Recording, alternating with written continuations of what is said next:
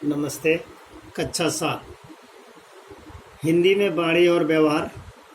मुन्ना जोर जोर से अपना पाठ रट रहे हैं।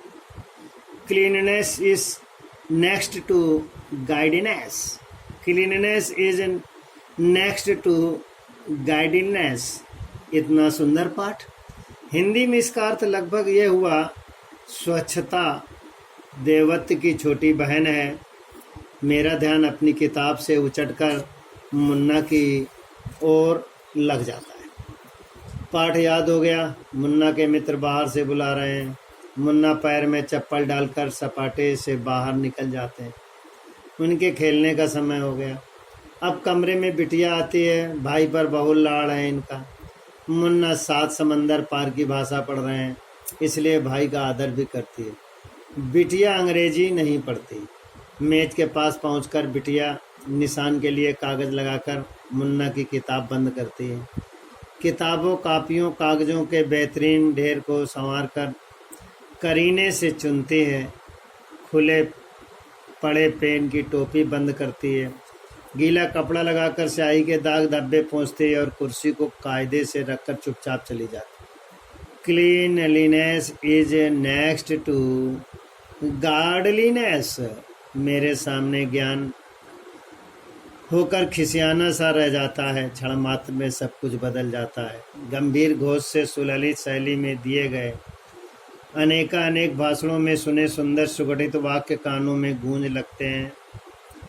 मनमोहिनी जिल्द की शानदार छपाई वाली पुस्तक में पढ़ें कलापूर्ण अंश आंखों के आगे तैर जाते हैं। प्रवचन और अध्ययन सब बौने हो गए। आचरण की एक लकीर है, सबको छोटा कर दिया। ज्ञान चाहे मस्तिष्क में रहे या पुस्तक में, वह चाहे मुंह से बखाना जाए या मुद्रण के बंदी खाने में रहे, आचरण में उतरे बिना विफल मनोरथ है।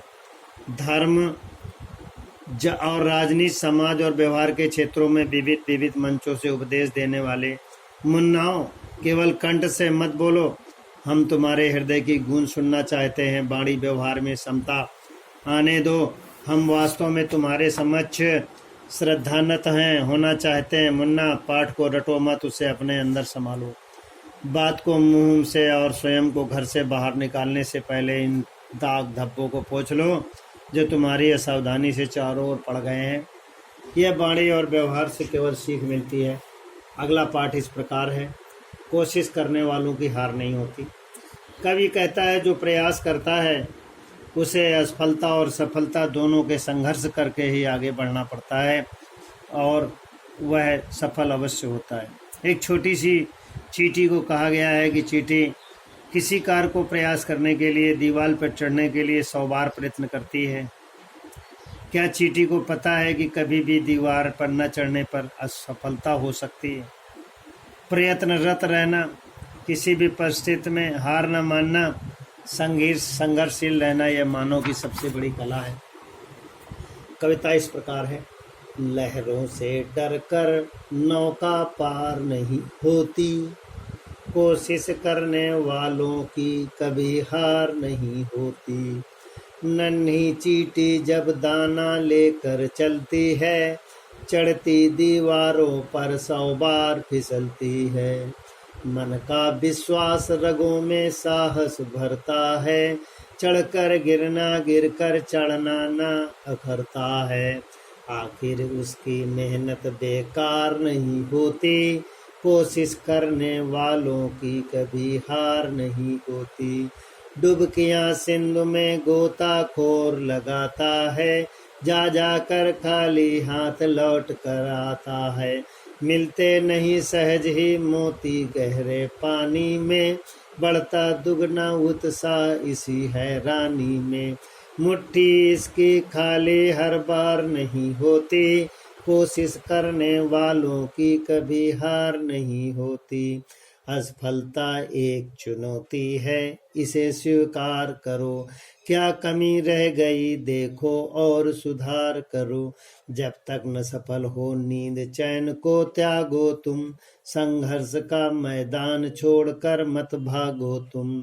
कुछ किए बिना ही जय जयकार नहीं होती, कोशिश करने वालों की कभी हार नहीं होती। डॉक्टर हरबंस राय बच्चन, जो अमिताभ बच्चन के पिताजी हैं, उन्होंने कविता लिखी है। नौका, नाव, साहस, हिम्मत, सिंधु, समुद्र, असफलता, नाकामयाबी, विश्वास, भरोसा, अकरना, बुरा लगना, उत्साह। मौखिक प्रश्न कुछ इस प्रकार हैं। कवि लहरों एवं चींटी का उदाहरण किस संदर्भ में देना चाहता है? कवि लहरों एवं चींटी का उदाहरण आगे प्रयत्नशील रहने के लिए देना चाहता है। एक बार असफल होने के बाद व्यक्ति कौन सा रास्ता अपनाना चाहिए? एक बार असफल होने के बाद व्यक्ति को बार बार उस पर और कठिन परिश्रम करना चाहिए तो सफलता मिलती है। किस प्रकार के व्यक्ति लक्ष्य को प्राप्त कर लेते हैं? मेहनती, कर्मठ और उत्साही व्यक्ति हमेशा अपने लक्ष्य को प्राप्त करते हैं। असफलता की चुनौती के रूप में क्यों स्वीकार करना चाहिए? असफलता एक चुनौती के रूप में इसलिए है क्योंकि हमने पूर्ण मन लगाकर काम नहीं किया। सही विकल्प इस प्रकार है। नन्ही चींटी दीवारों पर कितने बार फिसलती है? 100 बार। कभी कौन सा मैदान छोड़कर भागने के लिए कहता है? संघर्ष का। किसकी कभी हार नहीं होती? कोशिश करने वालों की बालक कॉपी में लिखेंगे।